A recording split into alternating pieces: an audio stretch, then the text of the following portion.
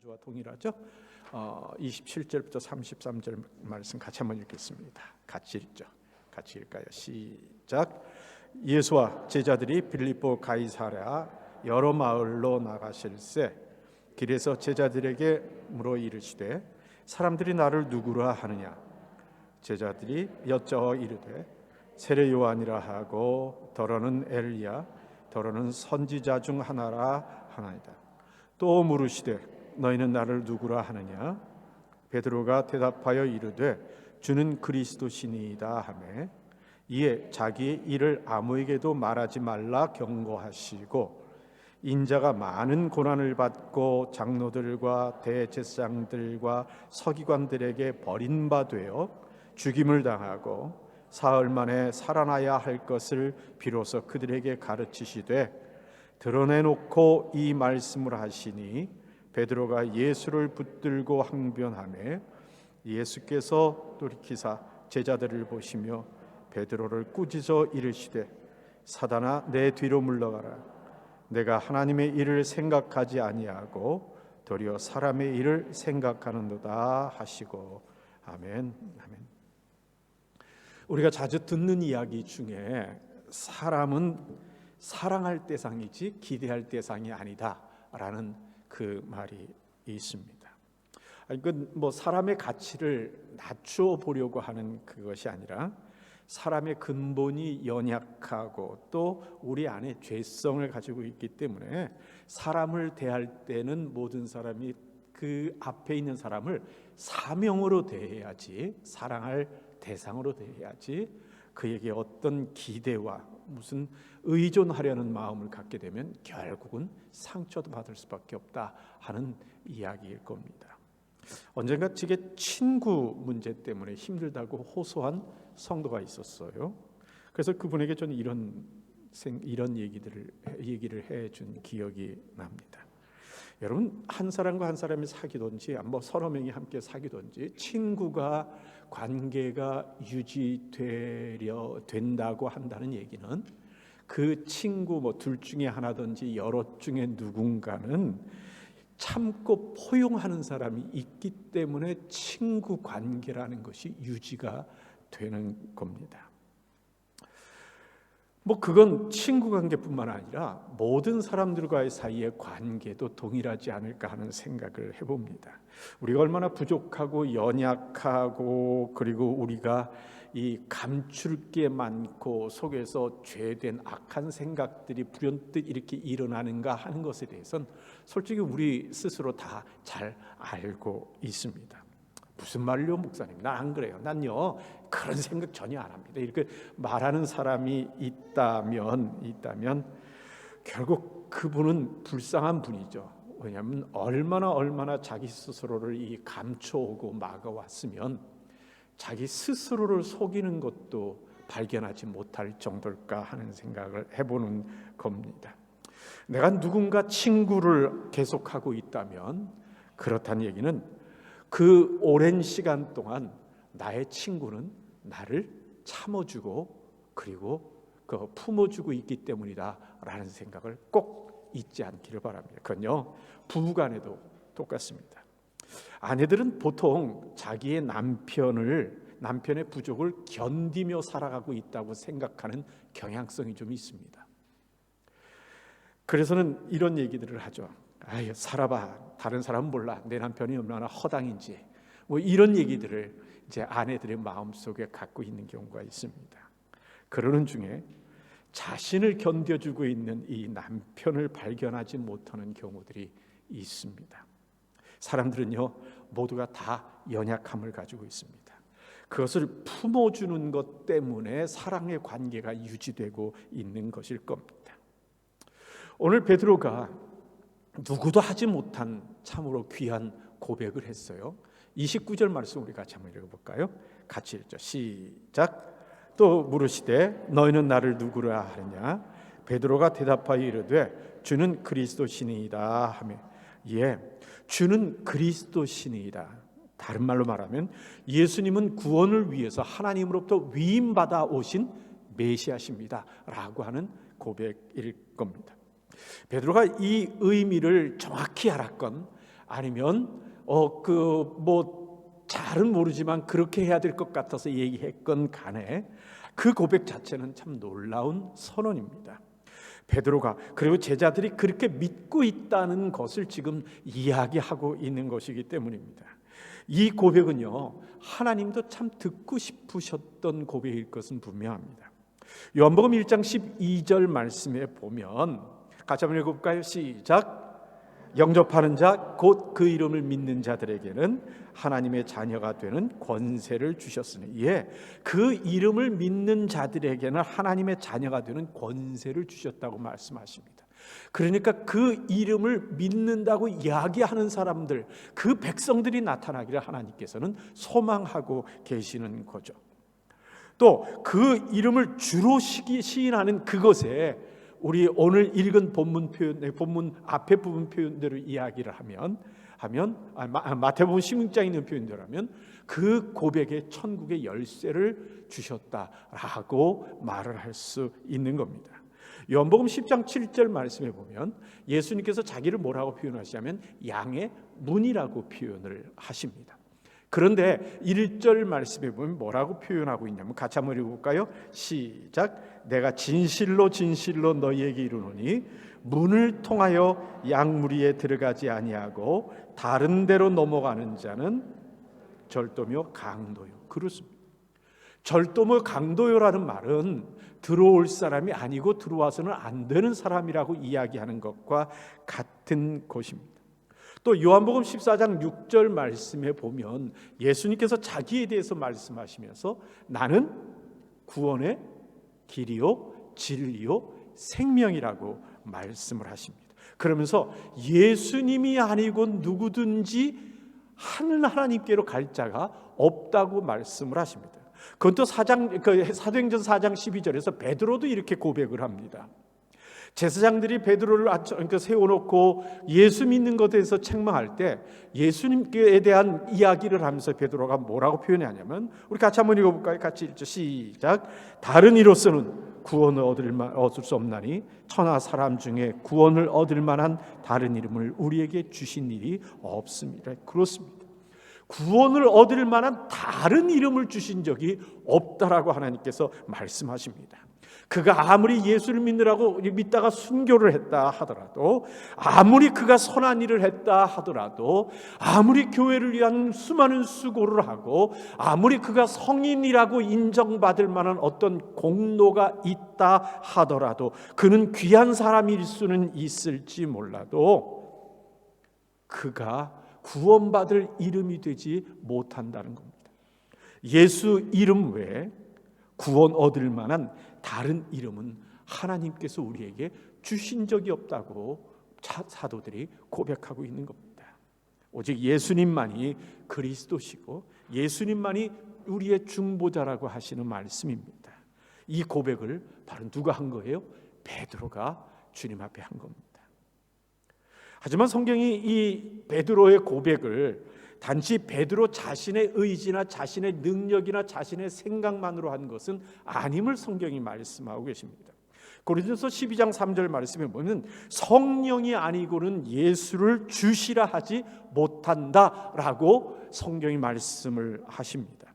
그래서 예수님도 베드로의 고백에 대해서 뭐라고 그러시냐면 이것이 너에게서 나온 것이 아니라 내 속에 하나님께서 이 고백을 할 수 있게 해 주셨다라고 주님께서도 말씀을 하시는 겁니다. 그러니까 내가 어떤 입에서 고백을 했건 내가 뭘 했던 간에 그것이 나의 공적이고 내 수고고 내 노력이고 내 능력이라고 생각하는 순간 그것은 교만이 되어버리고 말고 결국 그렇게 하게 되면 우리가 하나님으로부터 멀어지게 된다는 이야기를 성경은 하시는 겁니다. 우리의 믿음의 고백 자체도 그렇게 할 수 있는 우리의 능력을 누가 주셨다고요? 우리 속에 계시는 성령께서 주셨다라고 말씀을 하시는 겁니다. 그래서 에베소서 2장 8절 9절을 말씀에 같이 한번 읽어봅시다. 같이 읽죠. 시작. 너희는 그 은혜를 인하여 믿음으로 말미암아 구원을 얻었나니 이것이 너희에게서 난 것이 아니요 하나님의 성. 크게 한번 읽어볼까요?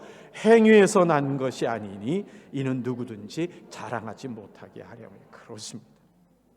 우리가 자랑하지 못하게, 우리의 공력이고 우리의 수고고 우리의 능력이라고 말하지 못하게 하시려고 우리의 고백을 은혜로 그리고 선물로 주셨다고 하는 겁니다.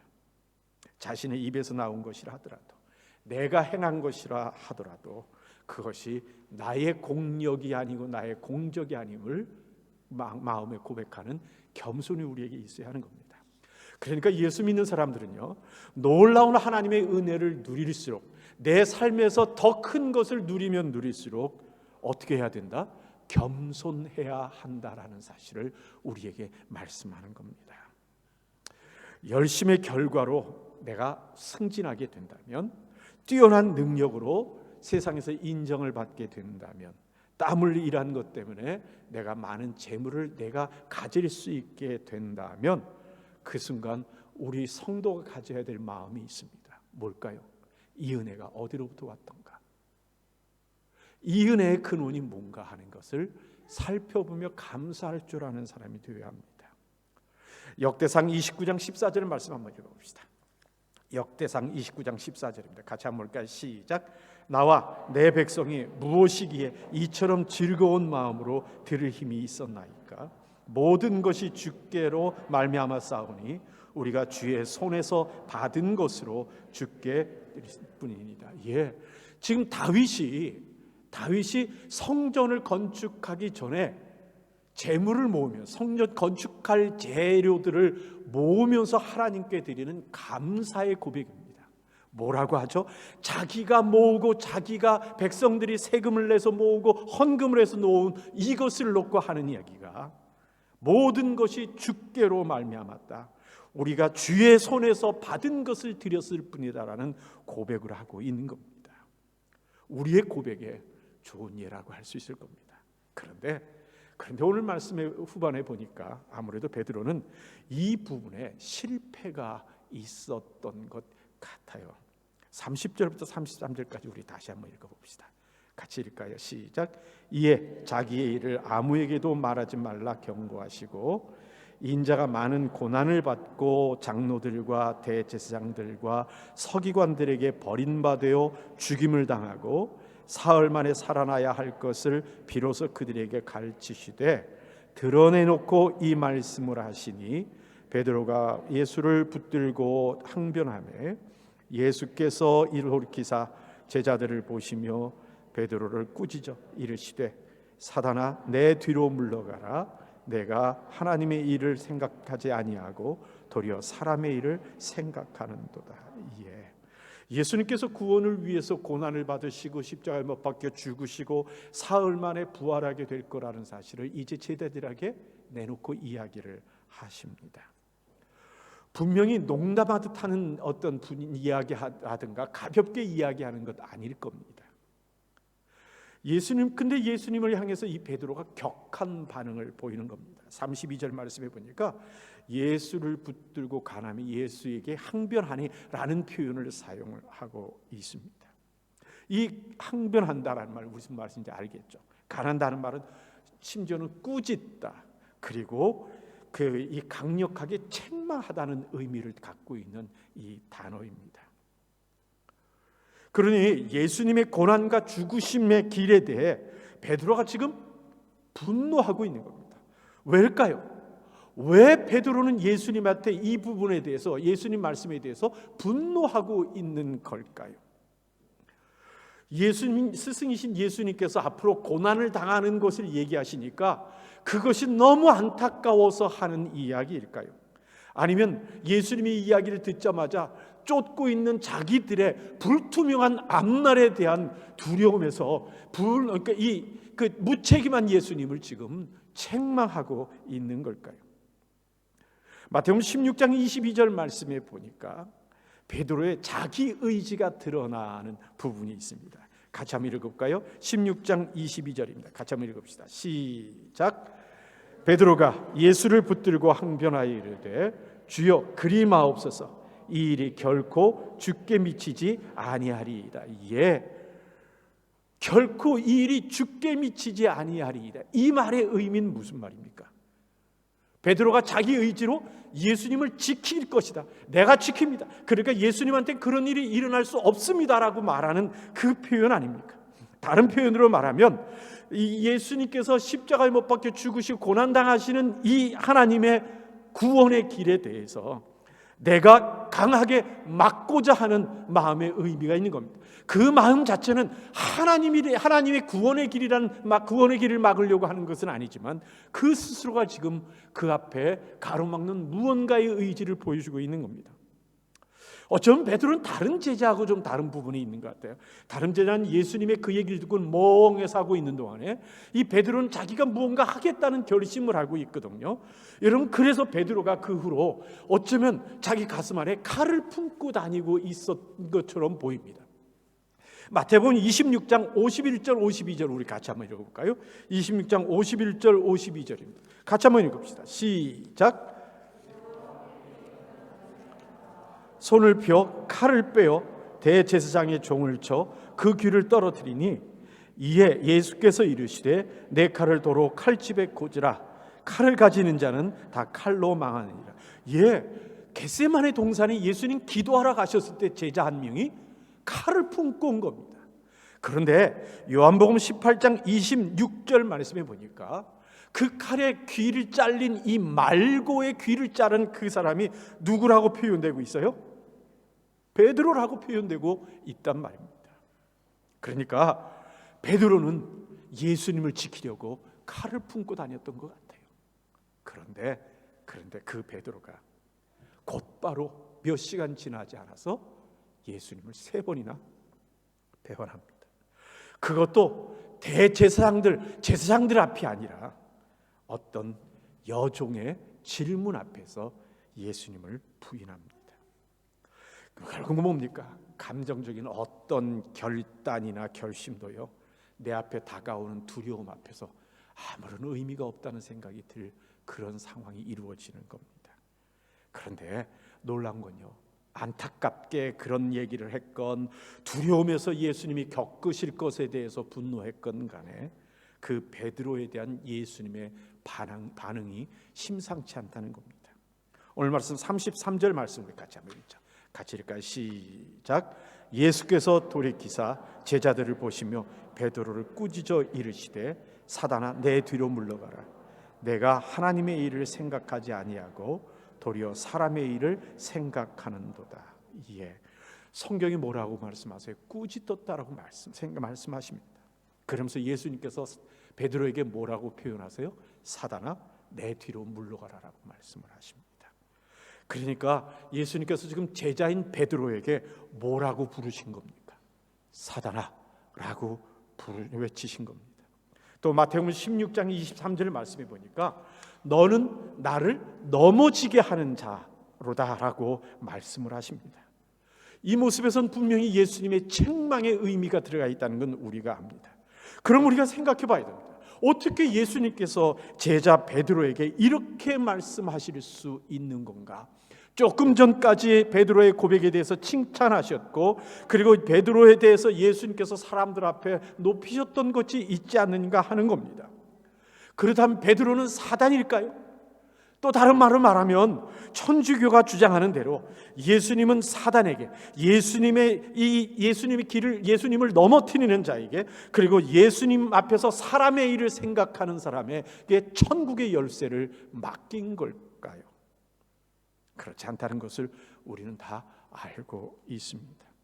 결국 베드로의 두려움이건 아니면 안타까움에 의한 것이건 간에 인간의 감정을 이용하여 예수님을 무너뜨리려고 하는 그 사탄의 악한 의도를 책망하시는 것입니다.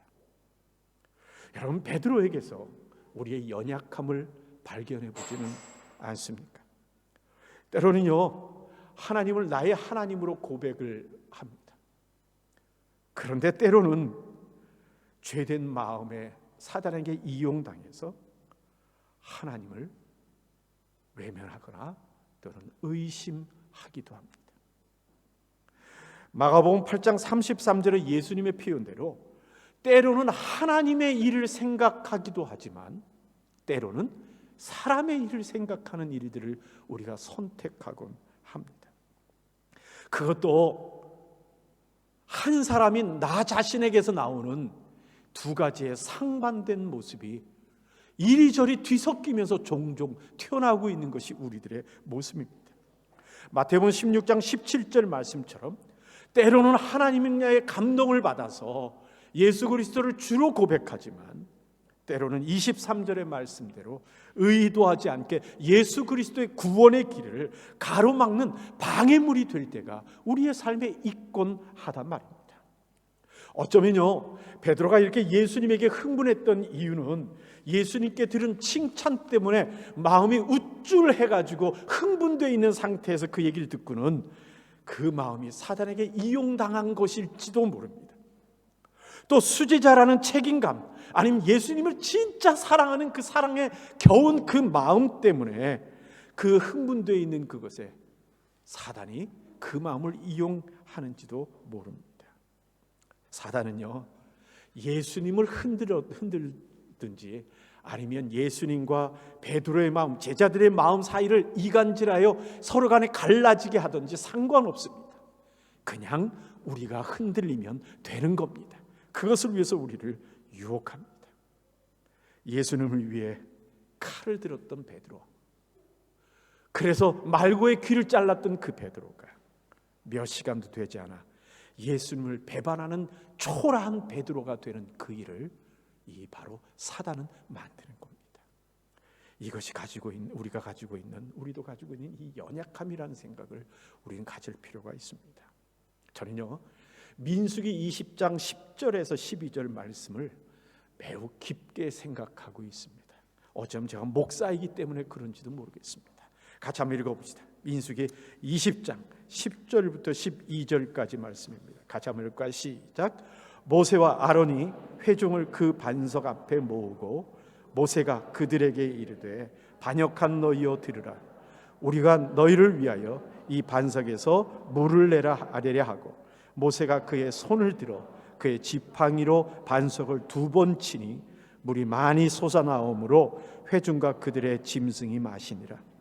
여호와께서 모세에게 아론에게 이르시되 너희가 나를 믿지 아니하고 이스라엘 자손의 목전에서 내 거룩함을 나타내지 아니한 고로 너희는 이 회중을 내가 그들에게 준 땅으로 인도하여 드리지 못하리라 하시니라. 예. 40년 동안 광야에서 이스라엘 백성을 이끌었던 이 모세입니다. 그런데 이제 요단강을 건너갈 날이 얼마 남지 않았음에도 불구하고 이 이스라엘 백성들이 40년 끝 무렵에 물이 없다고 하나님을 원망하기 시작을 합니다. 그러자 이 모세가 이스라엘 백성들에게 마음속에 분노함이 생겼습니다. 여러분, 모세 이해할 수 있지 않으세요? 40년 동안 경험한 게 뭐고 본 게 뭐고 그들이 앞에 나타난 게 뭔데 40년을 봐놓고도 그 순간에 길거리에서 물 없다고 하나님께 흥분하고 원망하는 모습, 그러면서 애굽으로 도로 데려가 달라고 얘기하는 그 모습이 참으로 초라한 거 아니겠습니까? 그러자 모세가 분노합니다. 8절 말씀 같이 한번 읽어볼까요? 8절 말씀입니다. 같이 읽죠. 시작. 지팡이를 가지고 내 형 아론과 함께 회중을 모으고 그들의 목전에서 너희는 반석에게 명령하여 물을 내라 하라. 내가 그 반석이 물을 내게 하여 회중과 그들의 짐승에게 마시게 할지라. 하나님께서 뭐라 그러셨어요? 모세에게 그 반석을 향하여 명령하라고 얘기를 하신 겁니다. 뭐라고요? 물을 내라라고 명령하라고 하셨는데, 그런데 모세는 그 마음의 흥분, 분노 때문에 화가 나가지고 그 반석을 2번을 내쳐버립니다. 하나님은요, 하나님의 명령을 넘어서 분노의 감정을 실은 그 모세를 책망하십니다. 이스라엘의 불신앙에 대해서, 자기의 분노를 섞은 행동에 대해서 하나님은 그것을 거룩을 드러내지 않은 것이라고 말씀하시는 겁니다. 결국은 뭘까요? 모세의 교만입니다. 어느새 하나님의 명령과 자기의 감정을 구분하지 못하는 상태가 되어버린 겁니다. 이런 거요, 하나님은 용서하실지 몰라도 난 용서 못해. 아니면 하나님이 뭐라 하시건 간에 난 용서 못해. 이런 마음이 혹시 우리에게 있는 거 아닌가 하는 겁니다.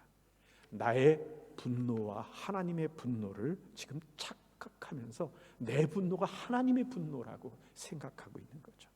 결국 하나님의 일을 생각하지 아니하고 서도리어 사람의 일을 생각하는 사람이 된 겁니다. 이미 교만한 마음이 든 그 모세를 하나님은 가나안에 가서 지도자로 세우실 수가 없는 겁니다. 왜요? 그러면 가나안에서 그는 자신도 모르게 하나님을 넘어선 독재자가 될 가능성이 있거든요. 도리어 모세에게 불행인 것이죠. 말씀 맺습니다. 예수 그리스도를 영접하는 그 믿음이 열쇠지 사람이 열쇠가 아닙니다. 왜요? 우리는요 언제든지 넘어질 수 있는 연약한 존재이기 때문에 그렇습니다. 우리가 과거 기독교의 어두운 역사를 돌아보면 결국 하나님의 영광이라는 이름을 가지고 사람들이 힘을 가졌기 때문에 그 어두운 역사가 만들어진 거 아니겠습니까? 우리가 알고 있는 교회의 타락이라는 것을 돌아보면 결국 교회의 열쇠를 사람이 가지려고 했기 때문에 나타난 결과들 아닙니까? 지금도 교회 안에 혼란이 일어나는 이유가 뭡니까? 교회 열쇠를 내가 또는 사람이 가지려는 데 있는 것입니다. 사단은요 무의식 중에 그 어떤 것을 이용해서라도 우리를 넘어뜨리려 하기 때문에 그렇습니다. 그런 의미에서 바울은 자기의 고백을 하고 있는 그것이 자기 고백이 우리에겐 큰 의미가 있다고 보여집니다. 로마서 7장 18절 20절 같이 한번 읽어볼까요? 7장 18절부터 20절까지 같이 읽죠. 시작. 내 속 곧 내 육신에 선한 것이 한 줄을 내하노니 원함은 내게 있으나 선을 행하는 것은 없도다. 내가 행하는 바 선은 행하지 아니하고 도리어 원하지 아니하는 바 악을 행하는도다. 만일 내가 원하지 아니하는 그것을 하면 이를 행하는 자는 내가 아니요 내 속에 거하는 죄니라. 23, 24절 같이 읽죠. 내 지체 속에 다른 법이 내 마음의 법과 싸워 내 지체 속에 있는 죄의 법으로 나를 사로잡는 것을 보는도다. 오라 나는 곤고한 사람이로다. 이 사망의 몸에서 누가 나를 건져내려. 예, 우리에겐 참 연약한 우리들은 영적 분별력을 하나님께 항상 구해야 합니다. 그러나 우리의 실수와 부족에도 불구하고 하나님 앞에 엎드려 은혜를 구하면 항상 회복할 기회를 주시는 분이 하나님인 것이 우리의 기쁨입니다. 예수님은요 베드로를 회복시키셨던 것 우리가 알고 있습니다. 요한복음 21장 15절부터 17절까지 같이 한번 읽어볼까요? 같이 시작. 그들이 조반 먹은 후에 15절부터 17절입니다. 시작. 그들이 조반 먹은 후에 예수께서 시몬 베드로에게 이르시되 요한의 아들 시몬아 내가 이 사람들보다 나를 더 사랑하느냐 하시니 이르되 주님 그러하나이다. 내가 주님을 사랑하는 줄을 주님께서 아시나이다. 이르시되 내 어린 양을 먹이라 하시고 또 두 번째 이르시되 요한의 아들 시몬아 내가 나를 사랑하느냐 하시니 이르시되 주님 그러하나이다. 내가 주님을 사랑하는 줄을 주께서 아시나이다. 이르시되 내 양을 치라 하시고 세 번째 이르시되 요한의 아들 시몬아 내가 나를 사랑하느냐 하시니 주께서 세 번째 내가 나를 사랑하느냐 하심으로 베드로가 근심하여 이르되 주님 모든 것을 아시오매 내가 주님을 사랑하는 줄을 주님께서 아시나이다. 예수께 이르시되 내 양을 먹이라. 예, 무슨 말씀을 하시는 걸까요? 베드로 그 자신을 회복시키기 위한 예수님의 모습입니다. 어떤 이들은 이 요한복음 21장 15절 17절 말씀을 이야기하며 베드로에게 교회를 위임하는 대위임식이라는 말을 하는 사람이 있지만 그것은 참으로 어리석은 얘기입니다. 그렇지 않습니다. 세 번이나 부인하고 소명을 잃어버리고 나서 절망 속에서 갈릴리로 그냥 도망가 버리고 떠나버린 이 베드로를 찾아가셔서 예수님께서 다른 제자들처럼 복음의 전도자로 회복시키시는 예수님의 사랑의 이 선택이고 사랑의 은혜인 것을 우리가 기억해야 합니다. 우리는 연약함 때문에, 끊임없는 우리의 부족함 때문에 넘어집니다. 그럼에도 하나님께서는 여전히 우리들의 고백을 기다리십니다. 하나님은요, 우리를 아시기 때문에 그렇습니다. 히브리서 8장 12절 말씀에 보니까 내가 그들의 불의를 긍휼히 여기고 그들의 죄를 어떻게 하겠다고요? 다시 기억하지 아니하겠다 말씀하셨고, 또 그 말씀은 이사야서 43장 25절에서 나 곧 나는 나를 위하여 내 허물을 도말하는 자니 내 죄를 어떻게 하시겠다고요? 기억하지 아니하시라 말씀을 하십니다. 하나님은 우리의 죄에 눈길이 가 있는 것이 아니라 우리의 회복에 눈길이 있으시기 때문에 그러합니다. 그분이 하나님이십니다. 우리 한번 따라합시다. 넘어질까 조심합시다. 넘어질까 조심합시다.